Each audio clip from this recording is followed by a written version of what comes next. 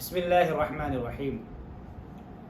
حدیث پاک میں آتا ہے کہ جو شخص ایک دن کا اعتکاف کر لے تو اللہ تبارک و تعالی اس معتکف اور جہنم کے درمیان 3 خندقیں حائل کر دیتے ہیں۔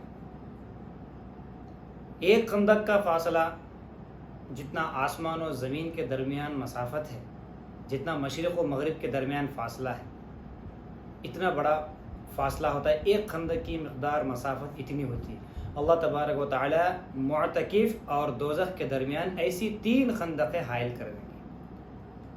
حاصل کلام یہ نکلا کہ معتکف جہنم میں نہیں جائے گا، جہنم سے اس کو دور رکھا جائے گا۔ تو بہرحال 20 رمضان المبارک کی مغرب سے اعتکاف شروع ہو جاتا ہے۔ جو شخص رکھنا چاہے تو اس کو چاہیے کہ عصر سے ہی، سورج ڈوبنے سے پہلے ہی، غروب آفتاب سے پہلے ہی مسجد کے اندر چلا جائے، کیونکہ 20 رمضان مبارک کی مغرب سے اس کا اعتکاف شروع ہو جائے گا۔ چونکہ یہ سنت اعتکاف ہے، یہ 10 دن کا ہوتا ہے، اور شوال کے چاند کے نکلنے سے، شوال کے چاند کے دیکھنے سے، پختہ ثبوت ملنے سے کہ چاند نکل چکا ہے، تو اس کے بعد سے اس کا اعتکاف ختم ہو جاتا ہے۔ اب اعتکاف کا معنی کیا ہے؟ اعتکاف کا لغوی معنی ڈکشنری اعتبار سے اگر آپ دیکھتے ہیں تو اعتکاف کے معنی ہیں ٹھہرنا، اپنے آپ کو روکنا۔ اب اس کا شرعی معنی یہ ہے کہ اللہ کے لیے عبادت کی نیت سے ایک ایسی مسجد میں ٹھہرنا جہاں پر 5 وقت کی نمازیں جماعت سے ہوتی ہوں۔ اور مسئلہ عام طور سے یہ بھی ہے کہ کیا عورتیں بیٹھ سکتی ہیں اعتکاف کے لیے؟ بالکل، ان کے لیے بھی مسئلہ ہے کہ عورتیں بھی اعتکاف کر سکتی ہیں۔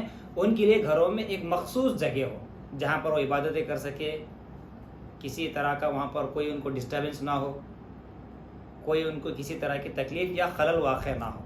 ایک بہترین انداز میں اچھی جگہ مستقل کسی ایک کونے میں مقرر کرے تو وہاں پر بھی عورتیں اپنے اپنے گھروں میں اعتکاف میں بیٹھ سکتی ہیں۔ اور کبھی ایک مسئلہ یہ بھی آتا ہے کہ کیا پردے کا لٹکانا ضروری ہے؟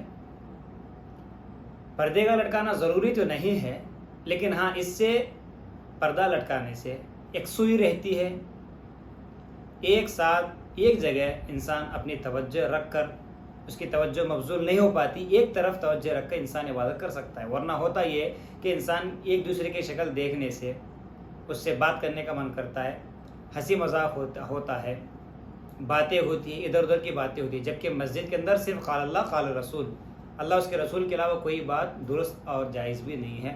تو لہٰذا ایک طرف یکسوئی رہنے کے لیے پردے کا لٹکانا درست ہے، چونکہ اللہ کے نبی صلی اللہ علیہ وسلم بھی جب اعتکاف کو بیٹھتے تو چٹائی کا پردہ بنا لیتے تھے، تو لہٰذا اس اعتبار سے پردہ بھی لٹکانا درست ہے۔ لہٰذا بغیر کسی شرعی عذر کے مسجد سے نہ نکلے، ورنہ اس کا اعتکاف جاتا رہے گا۔ لہٰذا سنت اعتکاف کے لیے نیت یہ کر لے، بس اتنی نیت کافی ہے۔ طریقہ تو میں نے بتا دیا کہ 20 رمضان مبارک کے مغرب سے بیٹھے، مغرب سے پہلے ہی مسجد کے اندر داخل ہو جائے، لیکن نیت یہ کر لے کہ اللہ میں رمضان کے اس آخر عشرے کا سنت اعتکاف کرتا ہوں، اس نیت سے مسجد میں داخل ہو جائے۔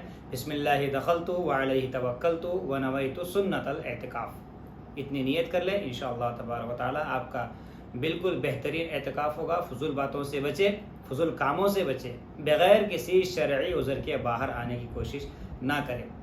اب اس کے اندر کرنا کیا ہے؟ اس آخر عشرے میں تلاوت کلام پاک ہے، 5 وقت کی نمازیں پابندی سے ہیں، اور اس میں بیٹھا ہی خصوصاً اس لیے جاتا ہے کہ تاکہ شب قدر ہم کو مل جائے۔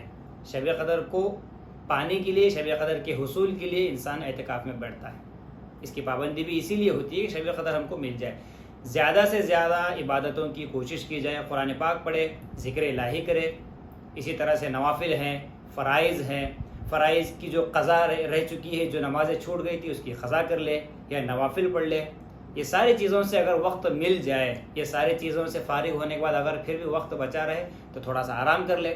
راتوں میں خصوصاً جاگ کر عبادت کرنے کی کوشش کرے، کیونکہ شب قدر وہ تو رات میں ہی آتی ہے، تو رات کا ایک خصوصاً اہتمام کرے عبادتوں کا، اور فضول باتوں سے بچے۔ اس کے اندر دینی کتابوں کا مطالعہ بھی کیا جا سکتا ہے، مسئلے مسائل بھی پڑھے جا سکتے ہیں، کوئی بھی چیز اس کے اندر دینی کتابیں پڑھی جا سکتی ہیں۔